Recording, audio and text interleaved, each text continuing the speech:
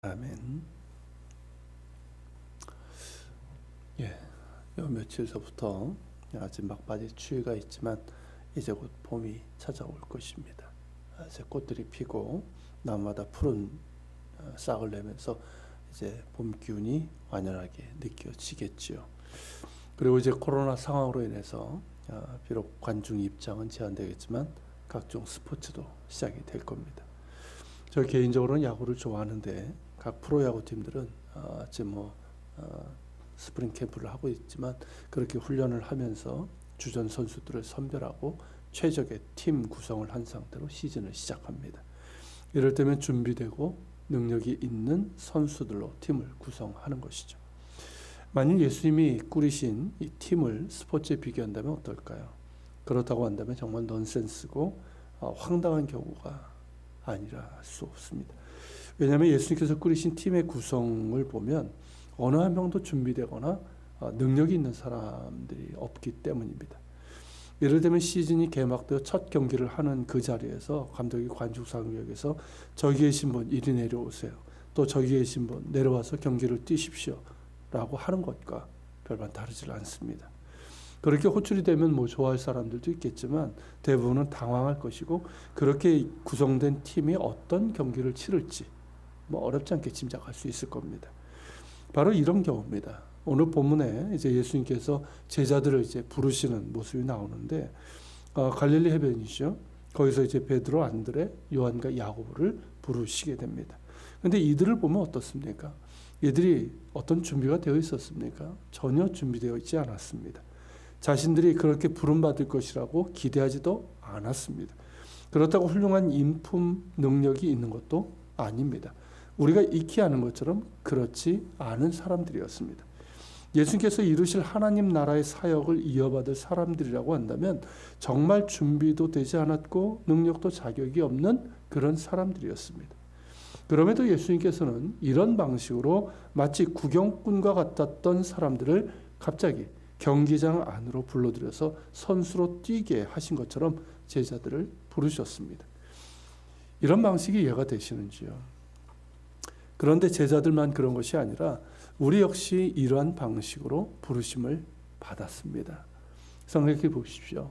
여러분 자신이 무슨 자격이 있고 능력이 있고 준비가 되어 있어서 주님으로부터 부르심을 받으셨습니까? 그래서 택함받아 구원받고 주님께서 주신 직분과 사명을 감당하고 있습니까? 전혀 그렇지 않습니다.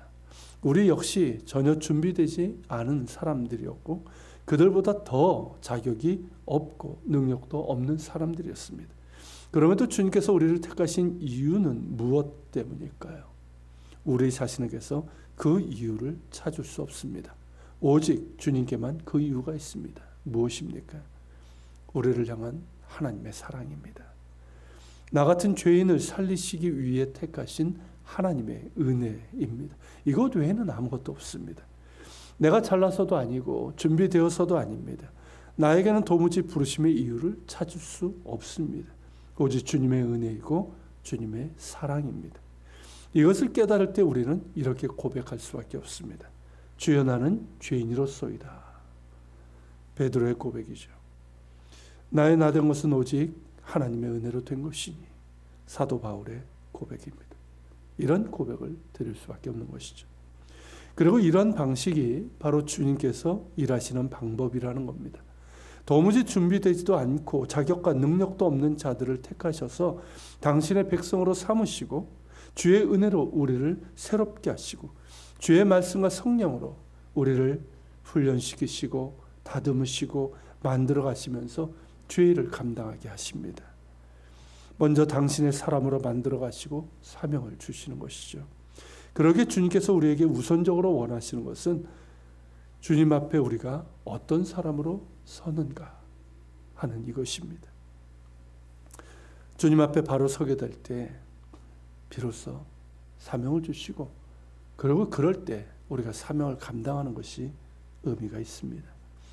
즉 주님 앞에 올바른 being이 될 때 주님께서 주시는 doing이 있고 그때 능력과 권위로 옷을 입혀주시는 것이죠. 그러므로 우리에게 보다 중요한 것은 주님을 위해서 무엇을 할 것인가, 그러니까 doing의 문제가 아니라 주님 앞에서 어떤 사람으로 설 것인가, 이 being의 문제. 그러니까 doing보다 being이 중요하다는 것이죠. 물론 주님을 위해서 무언가를 하는 것, 주님을 위해서 자신을 드리며 정말 열심으로 사역하는 것은 너무나도 아름답고 중요합니다. 마땅히 그래야 합니다. 그러나 그보다 더 중요한 것은 주님 앞에 어떠한 사람으로 설 것인가 하는 이것, 즉 주님과의 친밀한 관계, 주님을 닮아가는 이 관계라는 것이죠. 주님께서 우리를 부르신 이유는 단순히 일이 아니라 관계라는 것을 잊지 말아야 합니다. 나를 부르신 주님 안에 거하며 말씀으로 훈련받으며 주님과 친밀한 관계를 맺어가는 가운데 주님을 닮아가는 이런 관계를 위해서 우리를 부르셨습니다. 제자들이 3년 동안 주님과 함께 살면서 훈련받고 또 주님의 부활을 경험하며 성령 강림으로 하늘의 능력을 덧입은 후에 그들은 주님의 몸된 교회를 세워나가고 담대히 주의 복음을 전하고 세상을 뒤집은 사람들이 되었습니다. 그것처럼 우리 역시 그런 사람들로 주님 앞에 서기를 원합니다.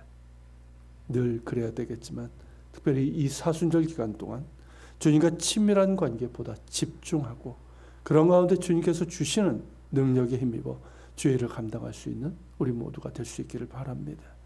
더불어서 아무런 자격도 준비도 능력도 없는 우리를 한량없는 사랑으로 부르신 주님의 은혜를 아는 자답게 주님께 자신을 드리기를 소망하고 주님께서 쓰시고자 하실 때 이사야 선지자가 그랬던 것처럼 주님 제가 여기 있사오니 나를 보내소서 나를 써주소서라고 준비된 마음으로 기꺼이 응답할 수 있기를 소망합니다.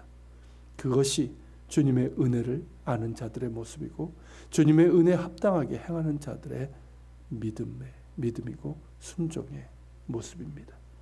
같이 기도합시다. 말씀을 기억하면서 같이 기도합시다. 주님께서 제자들을 부르신 모습을 보았습니다. 자격도 능력도 준비도 되지 못한 그들을 부르셨는데 우리를 부르신 것과 같음을 우리가 깨달으며 다시금 주의 은혜에 감사하게 됩니다. 아무런 자격도 능력도 준비도 없는 저희들을 부르신 주님의 은혜에 감사하며 주의 은혜를 기억하는 자들 되게 하여 주시고 주께서 나를 부르신 이유가 주님과의 친밀한 관계를 위한 것임을 기억하며 더욱더 주님과의 친밀한 관계에 힘쓰게 하시고 주님을 닮아가는 저희들 되게 하옵소서.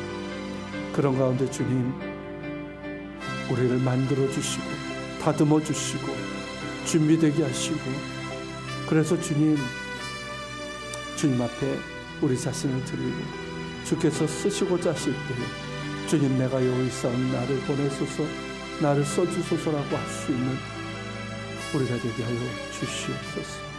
같이 기도하며 주님 앞에 나아갑시다.